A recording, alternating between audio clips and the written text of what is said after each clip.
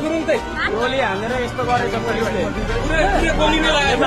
गोली हानेर सानो बच्चामाथि यस्तो गरेको छ यो।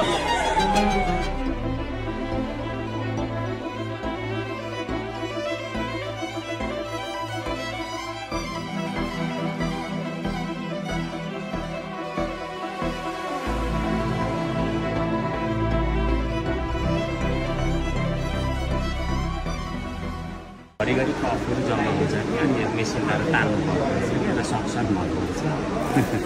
उसको चाहिँ देब्रेपट्टि गालामा गोली लागेको र त्यसले गर्दाखेरि उसको यो बङ्गाराहरू तल्लोपट्टिको भाग निकै ठुलो क्षति भएको, त्यहाँको छालाहरू मासुहरू पनि एकदमै कामै नलाग्ने भएको। तर त्यसको लागि चाहिँ अब हामीले एउटा प्लेट भन्ने हुँदो रहेछ, त्यो प्लेट सेट गरेको छ।